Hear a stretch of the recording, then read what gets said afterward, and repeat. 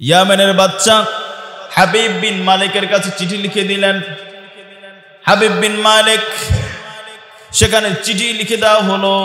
চিঠির মধ্যে লেখা হলো, আমাদের দেশে একজন পাগলের আবির্ভাব ঘটেছে, যিনি বাপ দাদার ধর্মকে অস্বীকার করে, বাপ দাদার ধর্মকে অপমান করে, খ্রিস্টান ধর্মকে অপমান করে। যখন এই কথা লেখা হলো, এবার হাবিব বিন মালিক এবার তিনি লক্ষাধিক সৈন্য নিয়ে, ট্রেনিং প্রাপ্ত যোদ্ধাদেরকে নিয়ে তিনি কাবার দিকে অগ্রসর হতে লাগলেন। মঞ্চ তৈরি করা হলো। মঞ্চের ভিতরে স্বর্ণের একটা চেয়ার রাখা হলো, রূপার একটা চেয়ার রাখা হলো, যেখানে প্রধান অতিথি হিসেবে হাবিব বিন মালিক বসবে, আর বিশেষ অতিথি হিসেবে রূপার চেয়ারে আবু জাহেল বসে যাবে। এই পরিকল্পনা যখন করা হলো, হাবিব বিন মালিক লক্ষাধিক সৈন্য নিয়ে মক্কার উদ্দেশ্যে রওনা হলো। মক্কা যখন চলে আসলো, আসার পরে এবার হাবিব বিন মালিক স্বর্ণের চেয়ারে বসে গেলেন, আবু জাহেল বিশেষ অতিথি হিসেবে রূপার চেয়ারে বসে গেল। এবার বিশ্বনবী মুহাম্মদুর রাসূলুল্লাহ সাল্লাল্লাহু আলাইহি সাল্লামকে খবর দেওয়া হলো, ও মুহাম্মদ সাল্লাল্লাহু আলাইহি সাল্লাম, তুমি যদি সত্যিকারের নবী হয়ে থাকো, এই জায়গায় এসে হাবিব বিন মালিকের কাছে এসে তোমার নবুয়তের প্রমাণ দাও। বিশ্বনবী সাল্লাল্লাহু আলাইহি সাল্লাম খবরটা পাওয়ার সঙ্গে সঙ্গে যখন তিনি রওনা করবেন, এমন সময় সাইয়েদনা ওমর ফারুক রাদিয়াল্লাহু আনহু তিনি পাশে বসা ছিলেন। তিনি বললেন, ইয়া রাসূলুল্লাহ, ইয়া হাবিবাল্লাহ, একবার শুধু আপনি আমাকে অনুমতি দেন, আমি আবু জাহেলকে থাপ্পড় মেরে দুনিয়া থেকে বিদায় করে দেব। আপনার যাওয়ার কোনো দরকার নাই। বিশ্বনবী মুহাম্মদুর রাসূলুল্লাহ সাল্লাল্লাহু আলাইহি সাল্লাম বললেন, না না, আমার কাজ আমাকে করতে দাও। বিশ্বনবী সাল্লাল্লাহু আলাইহি সাল্লাম রওনা হলেন। হাবিব বিন মালিক দূরের থেকে লক্ষ্য করে দেখলেন, এমন সুন্দর মানুষ জীবনে কোনোদিন দেখি নাই, যার চেহারা সৌন্দর্যের কাছে আকাশের পূর্ণিমার চাঁদ হার মেনে যায়। হাবিব বিন মালিক আল্লাহ রসুলকে দেখার সঙ্গে সঙ্গে তিনি দাঁড়িয়ে গেলেন। সম্মান দেওয়ার মালিককে।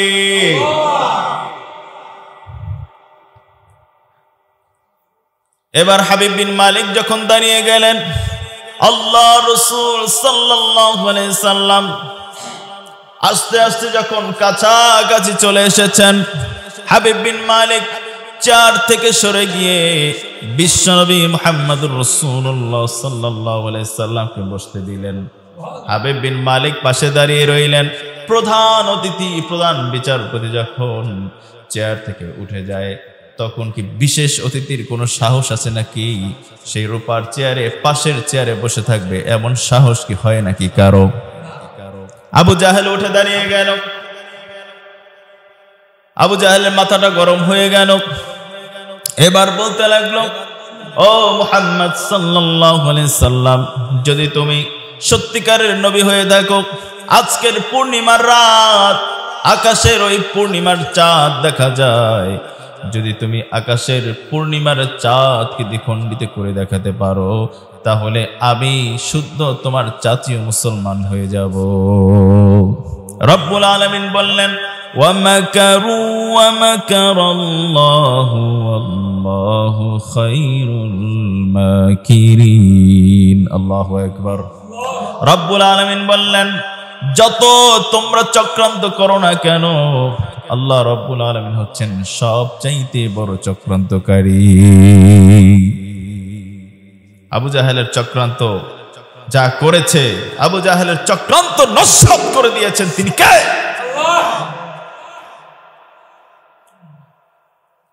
আল্লাহ রসুল বললেন, চাচাজি, আকাশের চাঁদকে আমি দ্বিখণ্ডিত করে দেখাবো, আমাকে একটু সালাত আদায় করার জন্য সময় দিতে হবে। আবু জাহেল বলল, না না, তোমাকে কোনো সময় দেওয়া হবে না, এখনই তুমি আকাশের চাঁদকে দ্বিখণ্ডিত করে দেখাও। হাবিব বিন মালিক বলতে লাগলেন, আবু জাহেল, আজকের প্রধান বিচারপতি, প্রধান অতিথি তুমি না আমি। আবু জাহেল বলল, আপনি। তাহলে আজকে আমার কথাই চলবে, তোমার কোনো কথা এখানে শোনা হবে না। সুতরাং আল্লাহ রসুলকে বলতে লাগলেন, ইয়া রাসূলুল্লাহ, ইয়া হাবিবাল্লাহ, যত সময় আপনার দরকার সালাত আদায় করুন, এরপরেও আকাশের পূর্ণিমার চাঁদকে দ্বিখণ্ডিত করে দেখান। আল্লাহ রসুল সাল্লাল্লাহু আলাইহি সাল্লাম নামাজ পড়া শুরু করলেন। নামাজ শেষ করে আল্লাহর কাছে হাত তুলে দোয়া করতে লাগলেন। হাদিস শরীফের মধ্যে এসেছে, বিশ্বনবী সাল্লাল্লাহু আলাইহি সাল্লাম ওই দিন আকাশের দিকে এমন ভাবে হাত তুলেছেন, হাত তুলতে তুলতে আকাশের দিকে তুলে ফেললেন। হাদিস শরীফের মধ্যে এসেছে আল্লাহ রাসূলের বগল পর্যন্ত দেখা গিয়েছিল। সাইয়েদনা জিবরাইল আলাইহিস সালাম চলে আসলেন, আয়াত নিয়ে আসলেন। রব্বুল আলামিন নাযিল করে দিলেন, ইকতারাবাতিস সাআতু ওয়া ইনশাক্কাল কমার। আল্লাহু আকবার। রব্বুল আলামিন আয়াত নাযিল করে দিলেন। জিবরাইল আলাইহিস সালাম বললেন, ইয়া রাসূলুল্লাহ, ইয়া হাবিবাল্লাহ, আল্লাহর পক্ষ থেকে আদেশ এসেছে, এখনই আপনি আকাশের চাঁদকে ইশারা করে দেন।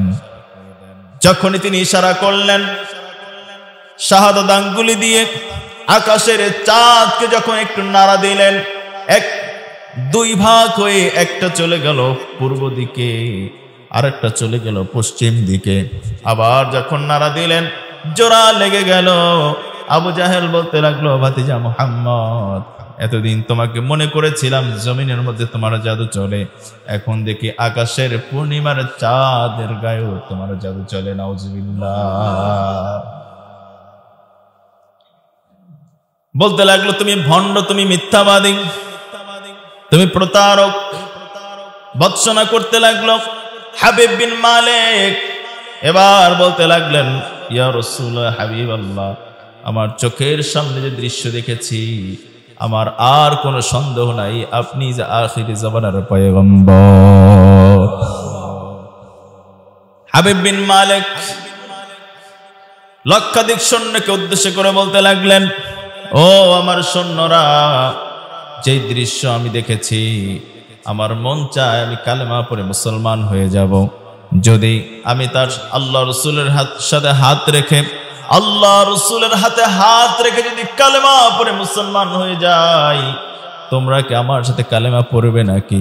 লক্ষাধিক সৈন্যরা নারায়ে তাকবীর, লিল্লাহি, আল্লাহু আকবার বলে স্লোগান দিয়ে বলতে লাগলো, হাবিব বিন মালিক, আমরা সেই অপেক্ষায় ছিলাম আপনি কালেমা পড়বেন, আপনার সাথে সাথে কালেমা পড়ে আমরা সবাই ঈমানদার মুসলমান হয়ে যাব। এবার বিশ্বনবী সাল্লাল্লাহু আলাইহি সাল্লাম হাবিব বিন মালিক সহ লক্ষাধিক সৈন্যকে কালেমা পড়ালেন। সবাই পড়তে লাগলেন, লা ইলাহা ইল্লাল্লাহু মুহাম্মাদুর রাসূলুল্লাহ সাল্লাল্লাহু আলাইহি সাল্লাম। সবাই যখন কালেমা পড়ে ফেললেন, হাবিব বিন মালিক বলতে লাগলেন, ইয়া রাসূলুল্লাহ, ইয়া হাবিবাল্লাহ, আপনি আল্লাহর নবী, আপনি যদি কোনো আল্লাহর কাছে দোয়া করেন, সেই দোয়া রব্বুল আলামিন কখনো ফিরাই দিবেন না।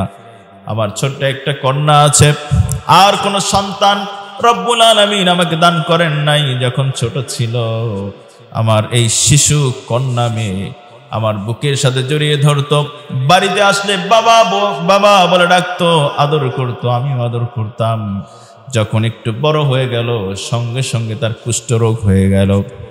অনেক ডাক্তার দেখালাম, সব সময় বিছানায় শুয়ে থাকে, কোনো ডাক্তারের চিকিৎসার মাধ্যমে তিনি আর ভালো হন নাই। ইয়া রাসূলুল্লাহ, হাবিবাল্লাহ, মনে বড় কষ্ট হয়। প্রত্যেকটা বাবার কাছে কন্যার সম্মান, কন্যার আদর বেশি না কম। আল্লাহ রাসূলের কাছে কান্না করে বলতে লাগলেন, ইয়া রাসূলুল্লাহ, হাবিবাল্লাহ, যদি আপনি আমার মেয়ের জন্য একটু দোয়া করে দিতেন, রব্বুল আলামিন সুস্থতা দান করে দিতেন। এবার বিশ্বনবী সাল্লাল্লাহু আলাইহি সাল্লাম হাত তুলে যখন দোয়া করতে লাগলেন, হাবিব বিন মালিক ইয়ামেনের উদ্দেশ্যে রওনা হলেন। বাড়ির সামনে আসলেন। বাড়ির সামনে আসার পরে যখন ঘরের সামনে তিনি দাঁড়ালেন, ভিতর থেকে আওয়াজ পেলেন, কে যেন পড়ে নিচ্ছে, লা ইলাহা ইল্লাল্লাহ লা ইলাহা ইল্লাল্লাহ, লা ইলাহা ইল্লাল্লাহ।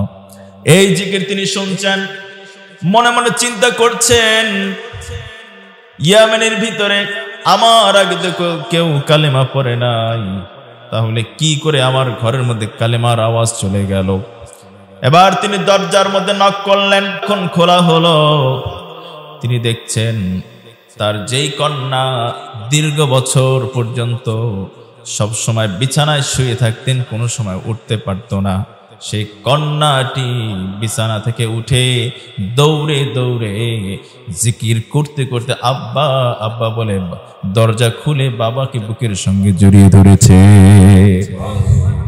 হাবিব বিন মালিক যখন এই দৃশ্য দেখলেন, আহারে, ছোটবেলা থেকে 17 বছর বয়স পর্যন্ত আমার কন্যা দীর্ঘদিন পর্যন্ত বিছানায় শোয়া কখনো উঠতে পারে না, কিন্তু আমার সেই কন্যা কি করে এখন দৌড়াতে লাগলো, আমার কাছে এসে দরজাটা খুলে দিল, কিভাবে সম্ভব। এবার তিনি কন্যাকে প্রশ্ন করলেন, ও মা, কি করে এগুলো হলো?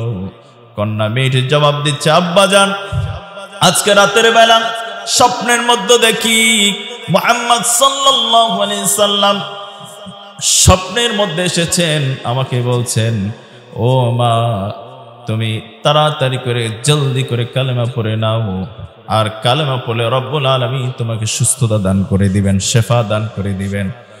আমি কালেমা পড়লাম, বিশ্বনবী সাল্লাল্লাহু আলাইহি সাল্লাম আমাকে পড়ায় দিলেন, লা ইলাহা ইল্লাল্লাহু মুহাম্মাদুর রাসূলুল্লাহ সাল্লাল্লাহু আলাইহি সাল্লাম।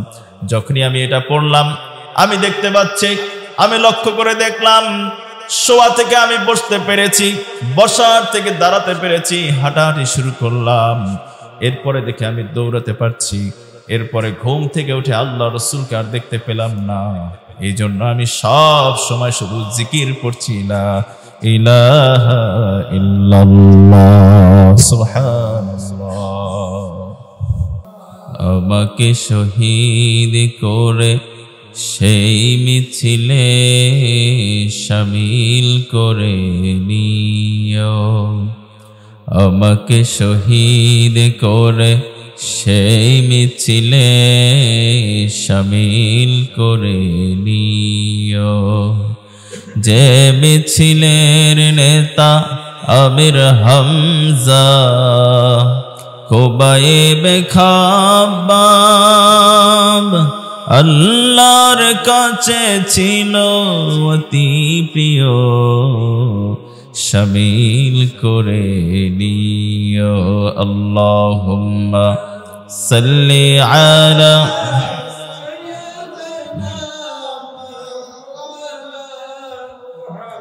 ওয়া আলা আলি সাইয়্যিদিনা লা ইলাহা ইল্লাল্লাহ, লা ইলাহা ইল্লাল্লাহ।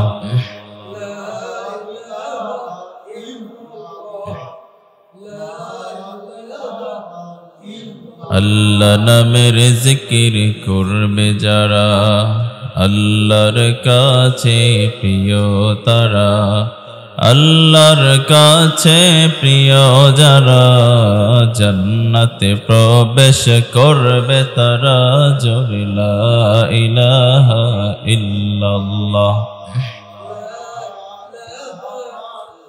লা ইলাহা ইল্লাল্লাহ মুহাম্মাদুর রাসূলুল্লাহ সাল্লাল্লাহু আলাইহি ওয়াসাল্লাম। সকল প্রশংসার মালিককে, সকল ক্ষমতার উৎসকে প্রশংসা করব কার? সব সময় প্রশংসা হবে কার? আমরা সেই আল্লাহর জন্য সবাই পড়ে নিচ্ছি আলহামদুলিল্লাহ। এরপর উত্তরপাড়া বাইতুল আকসা জামি মসজিদে প্রতি জুমার ন্যায় আজকের জুমায়ও আমরা হাজির হতে পেরেছি, এজন্য আল্লাহ রাব্বুল আলামিনের দরবারে আবারও লাখ কোটি শুকরিয়া জ্ঞাপন করছি, পড়ে নিচ্ছি সবাই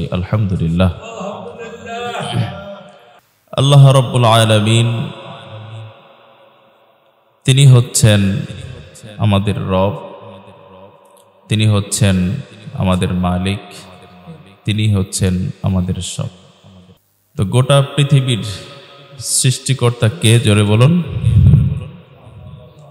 জোরে বলুন। তো আল্লাহ রাব্বুল আলামিন এই পৃথিবীকে সৃষ্টি করেছেন নবমণ্ডল, ভূমণ্ডল। সৃষ্টি করার পরে এই ভূমণ্ডল পরিচালনা করার জন্য আল্লাহ রাব্বুল আলামিন কিছু নির্দিষ্ট লোকদেরকে প্রেরণ করেছেন। তারা হচ্ছেন নবী এবং রাসূল। সুবহানাল্লাহ। তো এই নবী রাসূলকে আল্লাহ তাআলা যে পাঠালেন, এদের মধ্যে আল্লাহ সুবহানাহু ওয়া তাআলা সবাইকে তিনটা জিনিস সমানভাবে দান করেছেন। এক নম্বর হলো ওয়াহী দান করেছেন, দ্বিতীয় নম্বর হচ্ছে উত্তম চরিত্র দান করেছেন, তিন নম্বর হচ্ছে মুজিজা দান করেছেন। সমানভাবে তিনটা জিনিস সমস্ত নবী এবং রাসূলকে দান করা হয়েছে। তার মধ্যে আল্লাহ রাব্বুল আলামিন বলছেন, লা নুফাররিকু বাইনা আহাদিম মির রুসুলি। আল্লাহ রাব্বুল আলামিন বলছেন, তিনি কোন নবীর থেকে কোন নবীর মর্যাদা সম্মান বেশি এবং কম করেছেন, তবে সমানভাবে তিনটা জিনিস সবাইকে দান করা হয়েছে। ওয়াহী হলো দুই প্রকার। একটা হলো আল্লাহ রাব্বুল আলামিন যখন প্রয়োজন বোধ মনে করেছেন তখন কারো সাথে পর্দার আড়ালে কথা বলেছেন। আরেকটা হচ্ছে সাইয়েদনা জিবরাইল আলাইহিস সালামের মাধ্যমে আল্লাহ রাব্বুল আলামিন কথা বলেছেন। উত্তম চরিত্র, সকল নবী ছিলেন মাসুম, তাদের কোনো গুনাহ ছিল না। আমরা যেমন আবেগের তাড়নায় গুনাহ করে ফেলি, নবীরা আবেগের তাড়নায় গুনাহ করতেন না, বরং আল্লাহ রাব্বুল আলামিন তাদেরকে সেভ করেছেন। কোন নবীর কোনো গুনাহ ছিল না, তারা কোনো গুনাহ করতে পারেন নাই, কারণ আল্লাহ রাব্বুল আলামিন সরাসরি হেফাজত করেছেন। সুবহানাল্লাহ। তিন নম্বর হলো মুজিজা। সকল নবীকে আল্লাহ রাব্বুল আলামিন দান করেছেন। মুজিজা হলো যেই যুগে যেটার শক্তি বেশি, ওই যুগে ওইটাকে মোকাবেলা করার জন্য নবীদেরকে আল্লাহ রাব্বুল আলামিন মুজিজা দান করেছেন। আল্লাহ রাব্বুল আলামিন হযরতে দাউদ আলাইহিস সালাম তাকে মুজিজা দিয়েছিলেন। তিনি যখন কোনো লোহার মধ্যে হাত দিতেন, বর্তমান সময় যেমন কামারেরা লোহাকে আগুনে পুড়িয়ে ছাঁচে আনা লাগে, কিন্তু দাউদ আলাইহিস সালামের এটার কোনো প্রয়োজন হতো না। তিনি লোহার মধ্যে শুধুমাত্র হাত দিতেন, ধরে দু হাত দিয়ে একটু চাপ দিতেন, চাপ দেওয়ার সঙ্গে সঙ্গে লোহাটা গলে গলে পানির মতো আঙ্গুলের ফাঁকা দিয়ে পড়ে যেত। সুবহানাল্লাহ। রব্বুল আলামিন সাইয়েদনা দাউদ আলাইহিস সালামকে এই মুজিজা দিয়েছিলেন। তার লোহাকে কোনো পোড়ানো লাগতো না, আগুনে দেয়া লাগতো না। সাইয়েদনা দাউদ আলাইহিস সালামের তার কর্ম ছিল তিনি লোহা দিয়ে দাগ, কুন্তা, খোরাল, শাবাল এগুলো তিনি তৈরি করতেন। যখন যেটা বানানোর দরকার হতো, লোহাকে হাত দিয়ে চাপ দেওয়ার সঙ্গে সঙ্গে ওইটাই পরিণত হয়ে যেত। হযরত সুলাইমান আলাইহিস সালাম রব্বুল আলামিন তাকে মুজিজা দান করেছিলেন। সাইয়েদনা সুলাইমান আলাইহিস সালাম যখন কোনো তক্তর উপরে বসতেন, মাইলের পর মাইল চলে যেতে পারতেন। তার কোনো ইঞ্জিন লাগতো না, তেল লাগতো না, বিনা ইঞ্জিনে তিনি মাইলের পর মাইল চলে যেতে পারতেন। রব্বুল আলামিন হযরত ঈসা আলাইহিস সালামকে মুজিজা দান করেছিলেন। তার মুজিজা ছিল ওই যুগে অন্ধ লোকের সংখ্যা বেশি ছিল, কুষ্ঠরোগীর সংখ্যা সব থেকে বেশি ছিল। সাইয়েদনা ঈসা আলাইহিস সালাম যখন কোনো অন্ধ রোগীর চোখের উপরে হাত বুলাতেন সঙ্গে সঙ্গে রব্বুল আলামিন চক্ষুষ্মান বানিয়ে দিতেন। সুবহানাল্লাহ। সাইয়েদনা মূসা আলাইহিস সালাম রব্বুল আলামিন তাকে মুজিজা দান করেছিলেন। তার মুজিজা ছিল রব্বুল আলামিন প্রশ্ন করলেন, ওয়া মা তিলকা বিয়ামিনিকা ইয়া মূসা। রব্বুল আলামিন বললেন, ও মূসা তোমার হাতের মধ্যে ওটা কি? সাইয়েদনা মূসা আলাইহিস সালাম বললেন, রব্বুল আলামিন আমার ডান হাতের মধ্যে যেটা আছে এইটা দিয়ে আমি ছাগলের জন্য ভেড়ার জন্য পাতা পেরে নিয়ে আসি, এটা দিয়ে অনেক অনেক কাজ করে থাকি। রব্বুল আলামিন বললেন, ও মূসা প্রশ্ন করলাম তোমাকে তোমার ডান হাতের মধ্যে কি, সেটা না বলে এত এত কথা তুমি কেন বলতেছো? তার মানে হলো সাইয়েদনা মূসা আলাইহিস সালাম তিনি হচ্ছেন আশিক, রব্বুল আলামিন হচ্ছেন মাশুক। তার মানে হলো যখন কোনো আশিক কোনো প্রেমিকার সঙ্গে কথা বলা শুরু করে দেয়, ঘন্টার পর ঘন্টা চলে যায়, তারপরেও কথার স্বাদ শেষ হয় না, ঠিক কিনা বলুন? মূসা আলাইহিস সালাম দুনিয়ার কোন মানুষের সাথে প্রেম করছেন না, সরাসরি কার সাথে প্রেম করছেন? তিনি কে? রব্বুল আলামিনের সঙ্গে তিনি প্রেম করছেন। তার মানে হলো এমন আল্লাহর সাথে কথা বলার সুযোগ তিনি পেয়েছেন, বরং এই কথার সুযোগ অল্পতে শেষ করা যায় না। যখন এইভাবে কথা বলছেন রব্বুল আলামিন বললেন, ও মূসা তুমি লাঠির অনেক ফজিলত বর্ণনা করেছো, অনেক অনেক কথা বলেছো, লাঠির আরো একটা ফজিলত আছে সেটা তুমি জানো নাকি? মূসা আলাইহিস সালাম বললেন, রব্বুল আলামিন আর কি ফজিলত আছে? রব্বুল আলামিন বললেন, হিয়া হাইয়াতুন তাসআ। এবার তোমার লাঠি যেটা আছে ওটা একটু মাটির মধ্যে ছেড়ে দাও। যখনই তিনি ছেড়ে দিলেন সঙ্গে সঙ্গে বিশাল এক অজগর সাপে পরিণত হয়ে গেল। মূসা আলাইহিস সালাম এবার ভয় পেয়ে গেলেন। রব্বুল আলামিন বললেন, ও মূসা ভয় পাওয়ার কোনো কারণ নাই, আবার তুমি লাঠির মধ্যে লাঠি মার্কা সাপের উপরে হাত দাও, দেখবে আগের অবস্থানে আবার ফিরে আসবে। সুবহানাল্লাহ। মূসা আলাইহিস সালাম আবার যখন হাত দিলেন সঙ্গে সঙ্গে লাঠি হয়ে গেল। রব্বুল আলামিন বিশ্বনবী সাল্লাল্লাহু আলাইহি সাল্লামকে মুজিজা দান করেছিলেন। রব্বুল আলামিন বিশ্বনবী সাল্লাল্লাহু আলাইহি সাল্লামকে 3000-এর অধিক মুজিজা দান করেছিলেন। 3000-এর মধ্যে সব থেকে শ্রেষ্ঠ মুজিজা হলো আল্লাহর কোরআন। সুবহানাল্লাহ।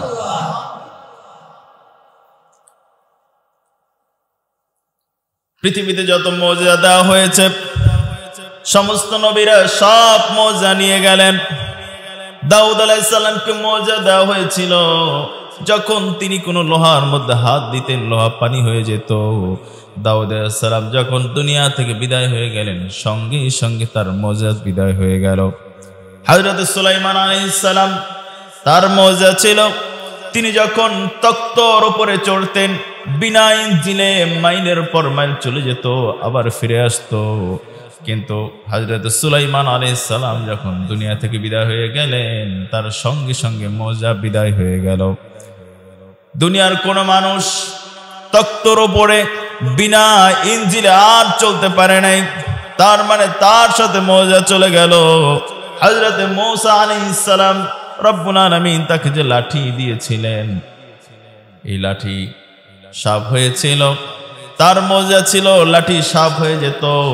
কিন্তু যখন তিনি দুনিয়া থেকে বিদায় হয়ে গেলেন লাঠির জায়গায় লাঠি পড়েছিল, কিন্তু কেউ কোনোদিন কি সাপ বানাতে পেরেছে নাকি? সাইয়েদনা ঈসা আলাইহিস সালাম রব্বুল আলামিন তাকে মুজিজা দিয়েছিলেন। অন্ধ কোন লোকের চোখের উপরে যখন হাত বুলাতেন সঙ্গে সঙ্গে চক্ষুষ্মান হয়ে যেতেন। আবার যখন কোন কুষ্ঠরোগীর গায়ে হাত দিতেন কুষ্ঠরোগ ভালো হয়ে যেত। আজও পৃথিবীতে অসংখ্য খ্রিস্টান আছে, লক্ষ কোটি কোটি খ্রিস্টান আছে। কোন খ্রিস্টান যারা ঈসা আলাইহিস সালামের উম্মতের দাবিদার তারা কি কখনো কোনো অন্ধ মানুষের চোখের উপরে হাত বুলানোর পরে কোনো অন্ধ নাকি চক্ষুষ্মান হয়েছে নাকি? হয় নাই। তার মানে হলো ঈসা আলাইহিস সালামকে রব্বুল আলামিন আসমানে তুলে নিলেন, সঙ্গে সঙ্গে তার মুজিজা তার সাথে চলে গেল। কিন্তু বিশ্বনবী সাল্লাল্লাহু আলাইহি সাল্লামকে রব্বুল আলামিন যে মুজিজা দান করেছিলেন, কোরআনুল কারীম হচ্ছে সর্বশ্রেষ্ঠ মুজিজা। যেই মুজিজা সেই 1400 বছর পূর্বে ছিল, আজও আছে, কিয়ামত পর্যন্ত রেখে দিলেন। তিনি কে? সুবহানাল্লাহ বলেন। কোরআনুল কারীমের মুজিজা সেই যে শুরু হয়েছে, বর্তমান পর্যন্ত, কিয়ামত পর্যন্ত কারো পক্ষে কি জবর জের নক্তা পেশ পরিবর্তন করা কি সম্ভব হয়েছে? হেফাজত করেছেন তিনি কে? এই জন্য রব্বুল আলামিন বললেন, ইন্না নাহনু নাযালনা যিকরা ওয়া ইন্না লাহু লাহাফিজুন। এই কোরআনকে নাজিল করেছি আমি, আর এর সংরক্ষণের সবটুকু দায়িত্ব আমি আল্লাহ রব্বুল আলামিন নিজ হাতে গ্রহণ করেছি। সুবহানাল্লাহ। বিশ্বনবী সাল্লাল্লাহু আলাইহি সাল্লামের কাছে নাজরান থেকে কিছু 60 জন খ্রিস্টান পাদ্রী এসেছেন। আসার পরে আল্লাহ রাসূলকে বলতে লাগলেন, ইয়া রাসূলুল্লাহ, হাবিবাল্লাহ, ওগো মুসলমানদের নবী, আপনি অনেক পূর্বের যুগের ঘটনা বলেন, আগেরকার অনেক কথা বলেন, অনেক নবীদের কথা আপনি শোনান, তবে আপনার কাছে আমাদের প্রশ্ন, সাইয়েদনা ঈসা আলাইহিস সালাম, তার তো কোনো বাবা নাই। এই দুনিয়ায় যত মানুষ আসে সবাই তো বাবা মায়ের সংমিশ্রণের মাধ্যমে আসে, কিন্তু ঈসা আলাইহিস সালামের তো বাবা নাই। তার বাবা কে আপনি কি জানেন নাকি? বিশ্বনবী সাল্লাল্লাহু আলাইহি সাল্লাম বললেন, রব্বুল আলামিনের কুদরতের মাধ্যমে তিনি এসেছেন। খ্রিস্টান পাদ্রীরা বলতে লাগলো, না না, এটা তো হতে পারে না। বিশ্বনবী সাল্লাল্লাহু আলাইহি সাল্লাম বললেন, এটা যদি না হতে পারে, সাইয়েদনা আদম আলাইহিস সালামের বাবাকে, তার তো বাবাও নাই মাও নাই, তিনি কিভাবে এসেছেন? এবার তারা বলতে লাগলো, না না, এটা তো হতে পারে না। বিশ্বনবী সাল্লাল্লাহু আলাইহি সাল্লাম বললেন, যদি তাহলে তোমরা বলো ঈসা আলাইহিস সালামের বাবার নাম কি? তারা বলতে লাগলো, আমাদের কাছে খবর আছে, আমরা জানি ঈসা আলাইহিস সালামের বাবার নাম হচ্ছে আল্লাহ। নাউজুবিল্লাহ। এই জন্য রব্বুল আলামিন কোরআনুল কারীমের সূরাতুল ইখলাস নাজিল করে পৃথিবীর সবাইকে মোকাবেলা করে দিলেন। তিনি বললেন, কুল হুয়াল্লাহু আহাদ আল্লাহুস সামাদ লাম ইয়ালিদ ওয়া লাম ইউলাদ ওয়া লাম ইয়াকুল লাহু কুফুয়ান আহাদ। আল্লাহু আকবার।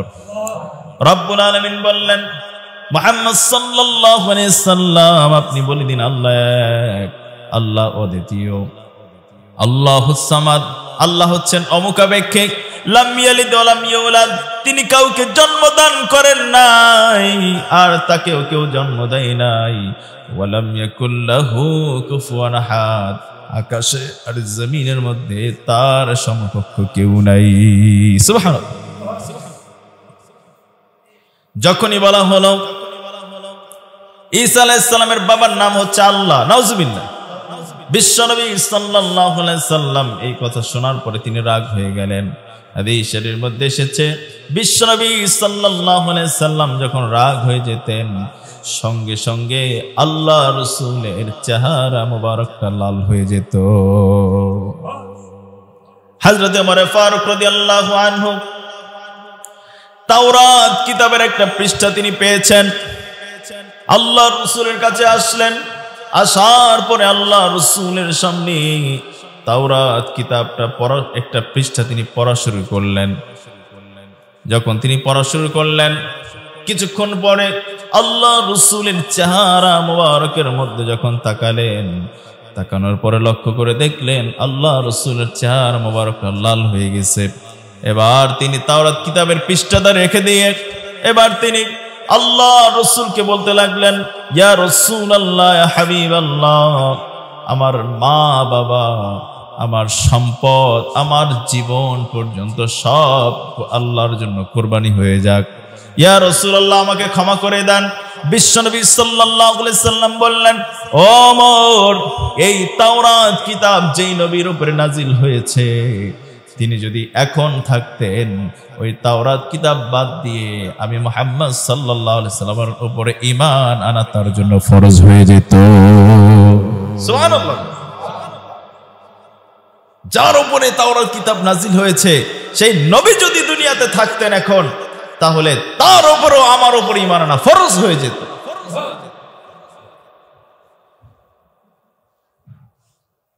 বিশ্বনবী সাল্লাল্লাহু আলাইহি সাল্লাম রাগ হয়ে গেলেন, বলতে লাগলেন, ও খ্রিস্টান পাদ্রীরা, কেন এমন কথা বলছো? আমি কিন্তু সহ্য করব না। এবার তারা বলতে লাগলো, ইয়া রাসূলুল্লাহ, হাবিবাল্লাহ, যদি ঈসা আলাইহিস সালামের বাবা আল্লাহ না হয়, আপনার সাথে আমাদের সাথে মুবাহিলা হয়ে যাবে। আপনি প্রমাণ করবেন আল্লাহ রাব্বুল আলামিন ঈসা আলাইহিস সালামের বাবা, আর আমরা প্রমাণ করব আপনি প্রমাণ করবেন ঈসা আলাইহিস সালামের বাবা আল্লাহ নয়, তিনি বাবা ছাড়া দুনিয়াতে এসেছেন। আপনি আর আমরা প্রমাণ করে দিব ঈসা আলাইহিস সালামের বাবা আল্লাহ।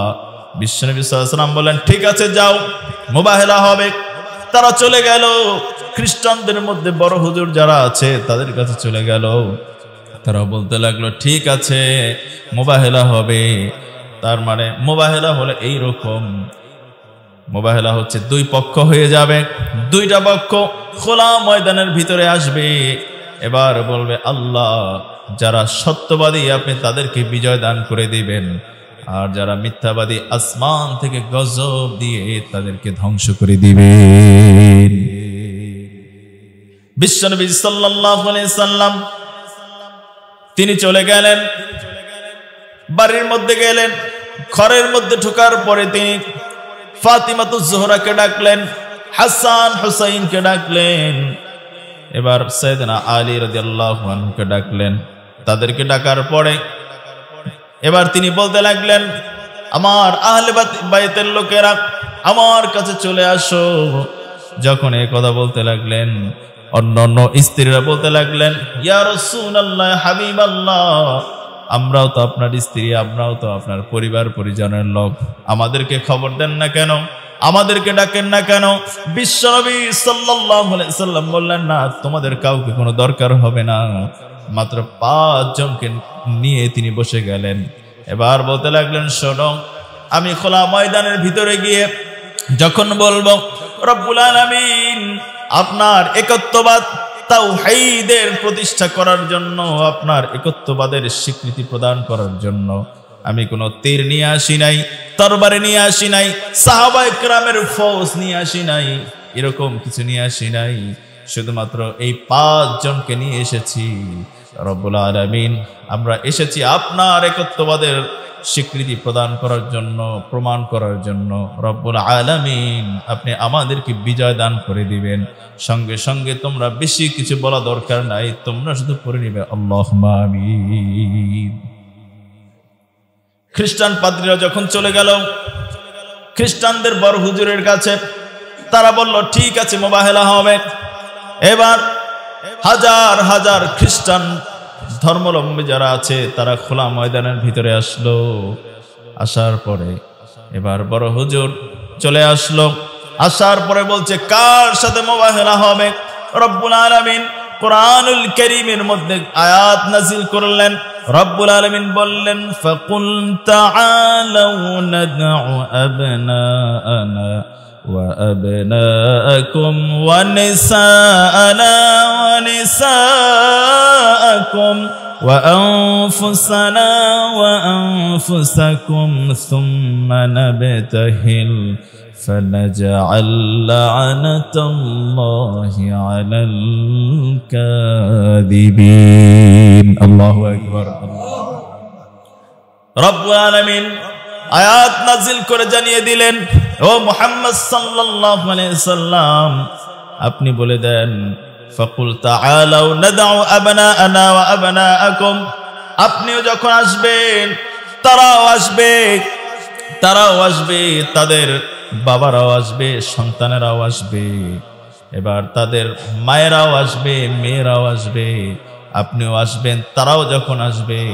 সুম্মা নাবতাহিল, অতঃপর আসার পরে কি হবে?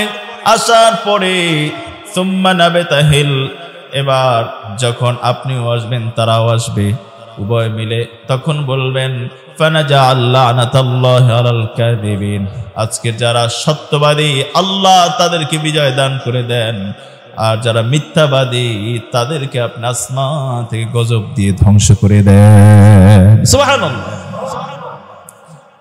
সমস্ত খ্রিস্টানরা জড়ো হয়ে গেল। জড়ো হওয়ার পরে খ্রিস্টানদের যিনি বড় হুজুর তিনি বলতে লাগলেন, কার সাথে মুবাহেলা হবে, কোথায় কার সাথে মুবাহেলা হবে? দূরের থেকে লক্ষ্য করে দেখিয়ে দেওয়া হলো, ওই যে পাহাড় ঘেঁষে ঘেঁষে আসছে, 5 জন লোককে দেখা যায়, ওই 5 জনের সাথে মুবাহেলা হবে।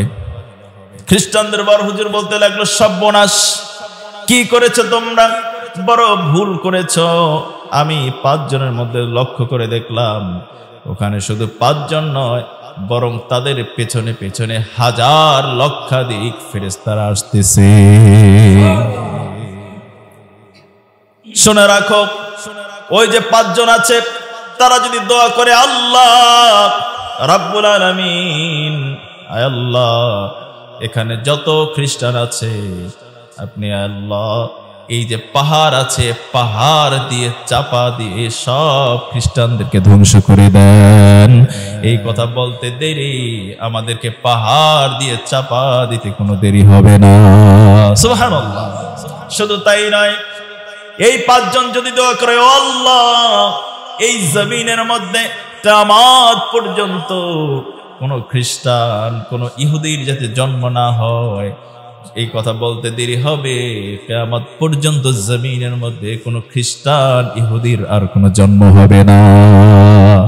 কিয়ামত পর্যন্ত খ্রিস্টান আর ইহুদিরা ধূলিসাৎ হয়ে যাবে। সুবহানাল্লাহ। তারা বলতে লাগলো, তাহলে কি মুবাহেলা হবে না? খ্রিস্টানদের বড় হুজুর বলতে লাগলো, কিসের মুবাহেলা হবে? কোনো মুবাহেলা দরকার নাই, বরং আমরা ভুল করেছি, তাহলে আমাদের একমাত্র পথ আছে ক্ষমা চাওয়া।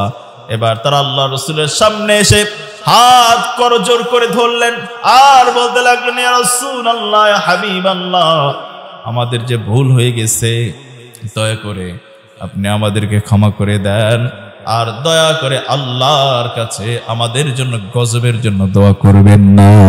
সুবহানাল্লাহ। ইসলাম পৃথিবীতে এসেছে সত্য, কিন্তু দাবিয়ে রাখার জন্য অনেক ষড়যন্ত্র করা হয়েছে। আজ পর্যন্ত আল্লাহর দ্বীনকে কেউ কি দাবিয়ে রাখতে পেরেছে? এজন্য তো রব্বুল আলামিন বলছেন, হুয়াল্লাযী আরসালা রাসূলাহু বিল হুদা ওয়া দীনিল হক লিইয়ুযহিরাহু আলাদ দীনি কুল্লিহি ওয়া কাফা বিল্লাহি শাহীদা। আমি আমার রাসূলকে সত্য দ্বীন সহকারে প্রেরণ করেছি এবং আমি আমার এই দ্বীনকে বিজয় দান করে দিব। সুতরাং এই দ্বীনকে দাবিয়ে রাখতে জমিনের মধ্যে কেউ পারবে না। ঠিক কিনা বল? সম্মানিত সুধী, আলোচনার ইতি টানব। গতকাল ছিল 21শে নভেম্বর, ঐতিহাসিক একটি দিন। বাংলাদেশ সেনাবাহিনী, সশস্ত্র বাহিনীর আপনার একটা অনুষ্ঠান ছিল, যেখানে আমরা দেখতে পেরেছি সিলেট সেনাকুঞ্জ, মিডিয়াতে এটা প্রচুর ভাইরাল হয়েছে, অনেক প্রচার হয়েছে। আমরা যেখানে দেখেছি বাংলাদেশ জাতীয়তাবাদী দলের প্রতিষ্ঠাতা মরহুম প্রেসিডেন্ট শহীদ জিয়াউর রহমান সাহেবের সহধর্মিণী স্ত্রী বেগম খালেদা জিয়া, দেশনেত্রী, তাকে আমন্ত্রণ করা হয়েছে। সেখানে তিনি গিয়েছেন এবং আমাদের বাংলাদেশ সরকারের বর্তমান প্রধান উপদেষ্টা ডক্টর ইউনূস সহ অনেক অতিথিকে সেখানে আমন্ত্রণ করা হয়েছে এবং সেখানে বাংলাদেশ জামাত ইসলামের আমিরে জামাত ডক্টর শফিকুর রহমান তিনি ছিলেন, আল্লামা মামুনুল হক তিনি ছিলেন এবং উপদেষ্টা মণ্ডলীর সদস্য অনেকেই ছিলেন। তো দৃশ্যটা দেখে আমাদের কাছে অনেক ভালো লেগেছে। আমাদের মাননীয় প্রধান উপদেষ্টা ডক্টর মোহাম্মদ ইউনূস, বিশ্বজয়ী নোবেল পুরস্কার প্রাপ্ত, সেখানে তিনি বলেছিলেন যে আজকে আমরা সফল হয়েছি দেশনেত্রী বেগম খালেদা জিয়াকে আমরা প্রাপ্য সম্মানটুকু এখানে আমন্ত্রণের মাধ্যমে দিতে পেরেছি, আলহামদুলিল্লাহ বলেন। আপসহীন নেত্রী, যিনি দীর্ঘদিন পর্যন্ত জালিমের কারাগারের মধ্যে ছিলেন, তাকে বলা হয়েছিল আপনি রাজনীতি ছেড়ে দেন, বিদেশে চলে যান, তিনি কিন্তু সেটা করতে পারতেন, কিন্তু এই দেশের জনগণকে ছেড়ে আপোষ না করে তিনি জালিমের কারাগারের মধ্যে গিয়েছেন, বাড়ির থেকে বের করে দেওয়া হয়েছে, এরপরও তিনি জালিমের সাথে একমত হতে পারেন নাই। এই জন্য আজকের গোটা দেশবাসী প্রাণ ভরে মন ভরে আমাদের মমতাময়ী এই মায়ের জন্য পুরো দেশবাসী দোয়া করছে। আল্লাহ রাব্বুল আলামিন তিনি যে আপসহীন নেত্রী ছিলেন, ভারতের কাছে কারো কাছে মাথা নত করেন নাই, বরং দেশের জনগণের জন্য দেশের পক্ষে থেকেছেন। আমরাও আমাদের পক্ষ থেকে মাননীয় মমতাময়ী দেশনেত্রী বেগম খালেদা জিয়াকে ধন্যবাদ এবং সাধুবাদ জানাই। আপনারা কি আমার এই কথা রাগ করেছেন যে হঠাৎ করে এই কথা কেন বললেন? কারণ হচ্ছে যারাই জালিমের শিকার হবে আমরা সবার জন্য দোয়া করতে চাই। মুসলমানরা যদি অমুসলিম হয়, সত্য কথা বলে দেশের জনগণের জন্য যদি তিনি কথা বলতে পারেন, আমরা সব সময় তাকে সাপোর্ট করতে চাই, ঠিক কিনা বলেন?